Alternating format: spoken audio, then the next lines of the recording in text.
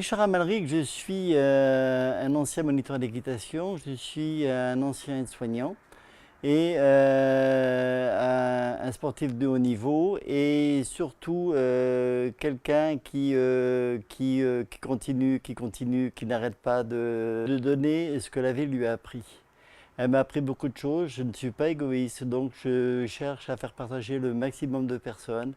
Et j'ai trouvé le biais de l'écriture pour pouvoir arriver à donner avec simplicité, avec légèreté, mais avec beaucoup de poids. Donc de la légèreté dans le poids, dans le sens de mes mots et dans la force de mes phrases.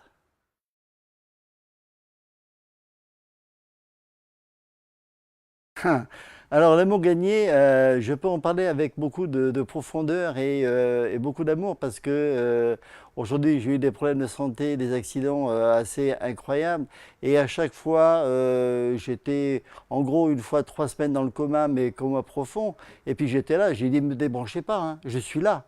Et donc cette force de dire ne baissez pas les bras. Gagnez ce que vous avez, le rôle que vous avez sur Terre. Et le rôle que vous avez sur Terre, on a tous un rôle.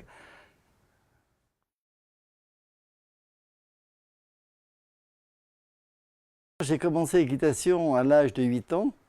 C'était en 1958, donc ça donne une notion de temps. Et j'avais très peur des chevaux. J'avais très peur, j'étais pas à l'aise du tout. Et un jour, il y a une personne qui m'a donné le déclic qui m'a permis de pouvoir en faire mon métier. L'équitation est un sport qui demande énormément de sobriété. On ne se dit pas cavalier, on devient cavalier. On ne se dit pas entraîneur, on devient entraîneur. On ne se dit pas moniteur, on devient moniteur. L'équitation, pour moi, était un vecteur qui a été très important dans ma vie.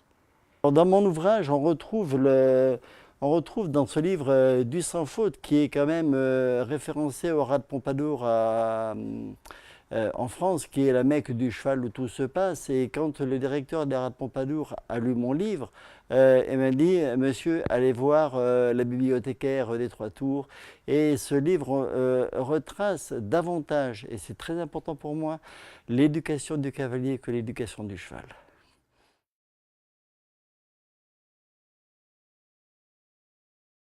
Oh là là, oh là là.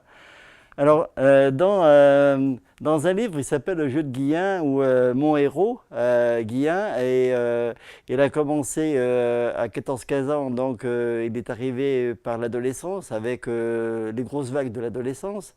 Et l'armée a été pour moi une partie de plaisir, certes pas, mais ça a été une partie de joute sociologique et philosophique avec des gens qui n'y comprenaient absolument rien à ce que je disais. Donc il y a un côté assez humoristique de l'armée dans ce livre-là, que de mes lecteurs, déjà il y a des passages, le passage de l'armée qui était relu 3, 4 à 5 fois.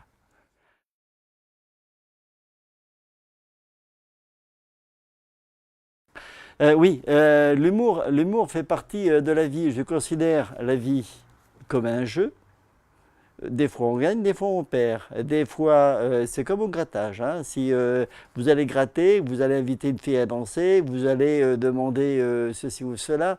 Euh, le jeu de vie est très important, donc il faut savoir mettre un petit peu d'humour. Parce que si on ne met pas, si on est lourd, si on dit oui, faites-vous plaisir, amusez-vous, ne vous embêtez pas, c'est lourd, ça ne veut rien dire.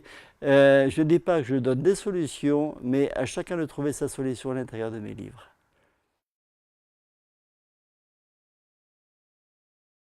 Mon dernier ouvrage, j'en suis très fier, comme tous les autres précédemment, parce que j'arrive aujourd'hui, j'ai commencé à écrire en 2007, on est en 2012, donc en 5 ans, j'ai produit 7 ouvrages.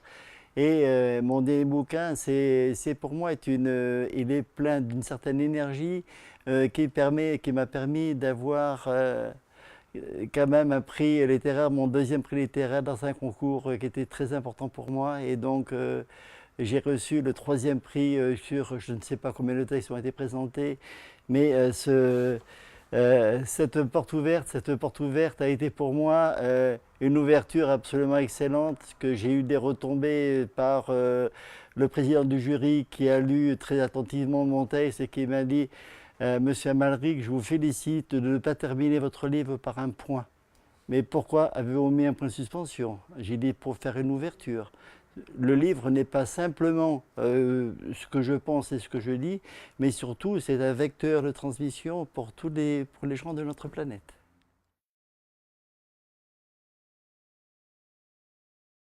Là, j'en suis déjà à 6, donc 7, j'en ai 7 de publiés. Mon projet littéraire, je vais sortir encore une grosse petite nouvelle, ce sera un message, mais je ne vais pas l'écrire M-E-2-S-A-G-E, je l'écris M-A-I-S et un peu plus loin sage, qui va retracer beaucoup de ma pensée philosophique, parce que je suis un peu philosophique, un peu humoriste, un petit peu Marcel Pagnol, un petit peu Richard Amalric. Ça, c'est le premier point. Et le deuxième point, j'ai un autre projet. C'est un livre que j'ai trouvé le titre déjà. J'ai déjà commencé. J'ai déjà écrit à peu près 2000 mots. Ça sera Quel drôle de métier, c'est mon métier d'être soignant.